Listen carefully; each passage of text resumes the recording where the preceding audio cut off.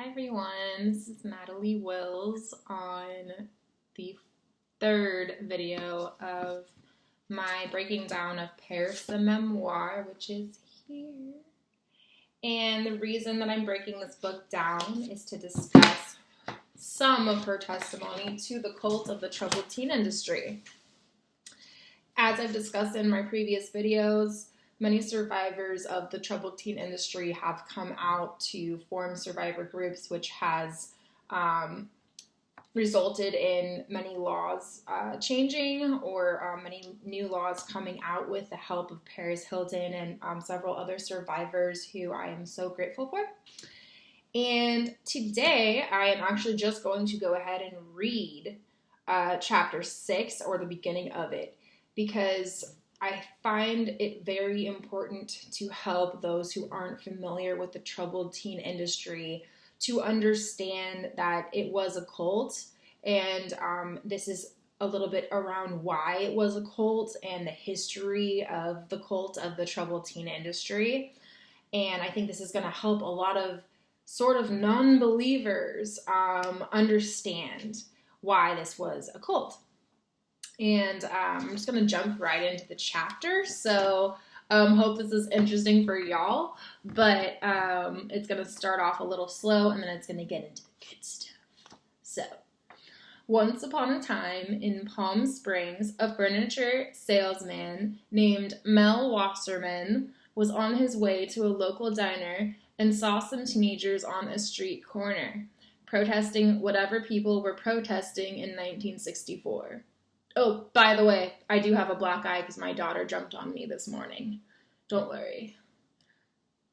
According to legend, Mel invited them to his house for spaghetti dinner. That sounds good. And offered them a place to stay for the night. Oh, that does not sound good. They could stay even longer, he said, but they had to live by his agreements, which included a strict code of appearances and behavior and participation in group therapy sessions. So this is so interesting because so many of the survivors of the troubled teen industry remember being kidnapped by a transporter and taken to a place where they were stripped of all of their identity, not only personal belongings, but anything physical about them that identified them. Actually, had a friend who had to cut off her dreadlocks. Which was really, really sad.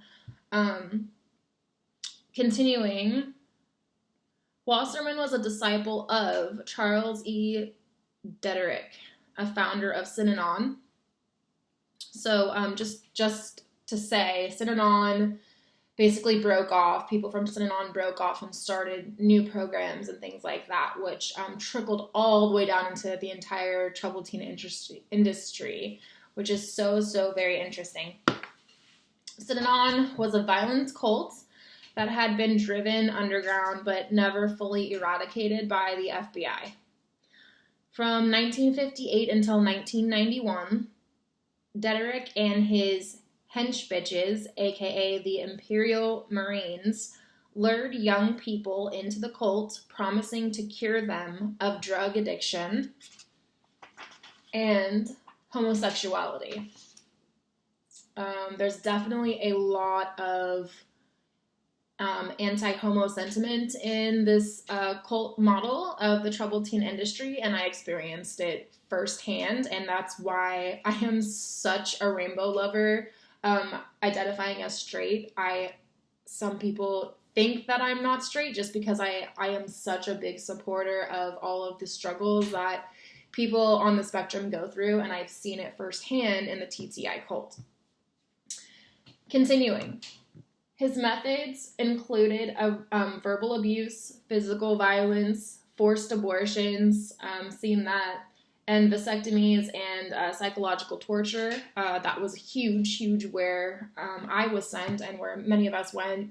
Psychological torture is like the main issue of these places. They torture children.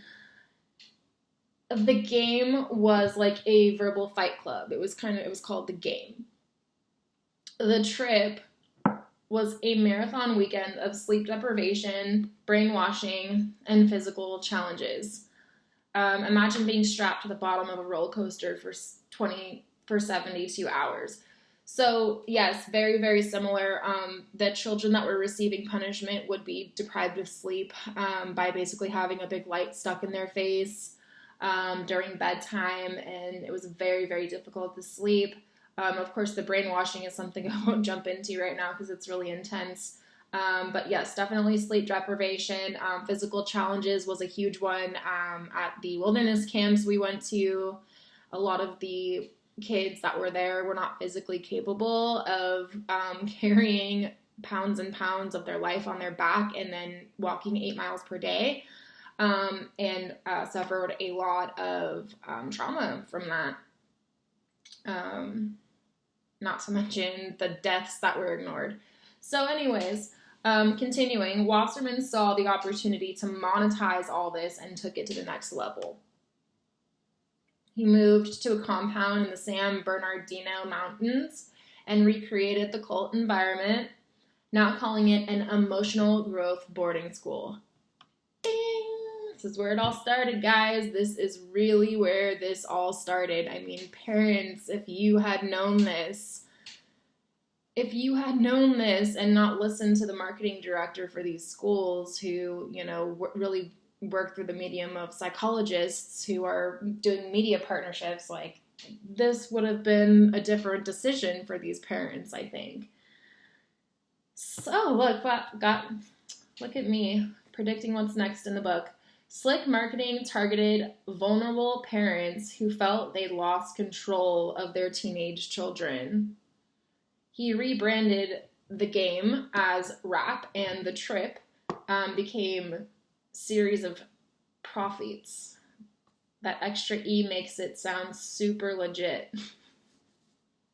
Yeah, Paris, it does. Funny. Wasserman named his school CEDU, C-E-D-U, short for Charles E. Dederick University.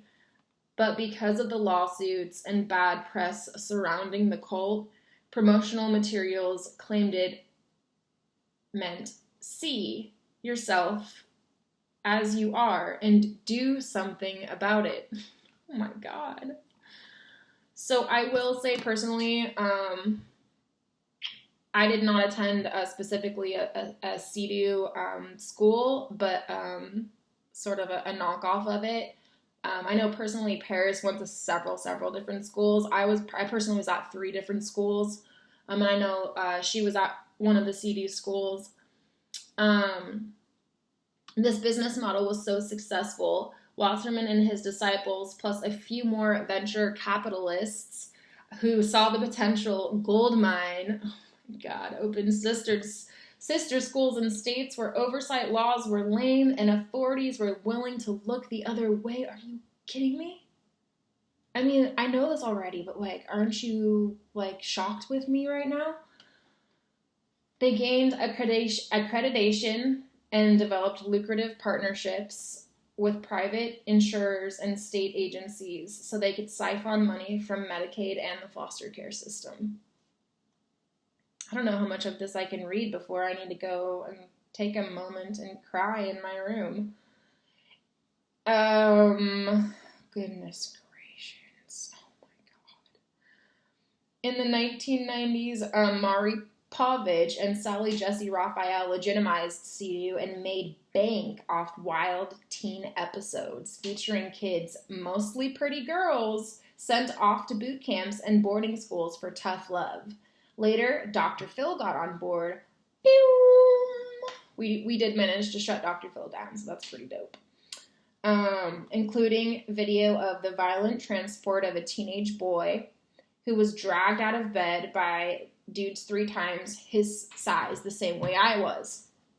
And most of us were. Most of us were dragged out by transporters. I wasn't dragged out of bed, but I was dragged out of a therapist office that I went to go meet my parents at to try to work on things. So I'm just going to read about 2 more paragraphs and then we're going to close up.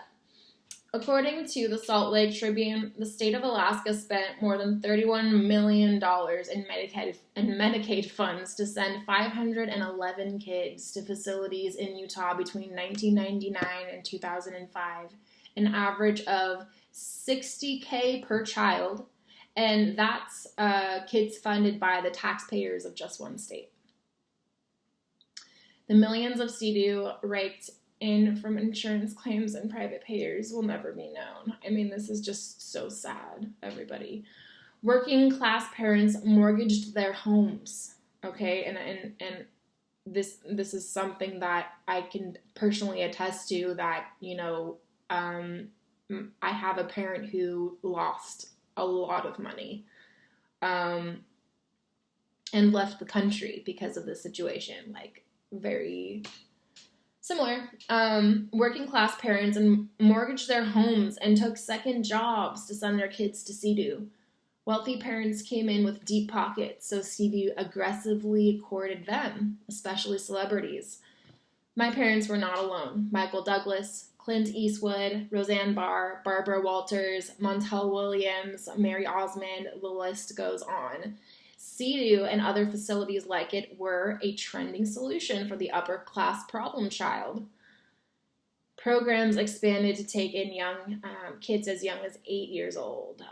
Yes, there were young ones in there. Staffed with loyal graduates who were too damaged to make it out into the real world. So I'm going to stop here. There's so much more to dive into with regards to why the troubled teen industry is a cult, but that's some history on how that started and the profit-driven basis that it started at. And I'm going to hopefully get to the next episode a little sooner. I did have an exam this last weekend, so that's why I'm a little behind, but I hope everybody learned from this, and I'm going to post all the good links in my description. I hope that you buy this book and read it because it's amazing. And if you want to hear a little bit about breaking code silence from the TTI cult from a staff, a therapist who actually worked at the place that I was at made a podcast, and I'm just so excited about this. Her name is Andrea Hansen, MEDCMHC. I'll just post a link to it, and I'll post all the other good links. So anyways, hope that everybody has a fantastic Memorial Day weekend, and thank you for watching. Bye!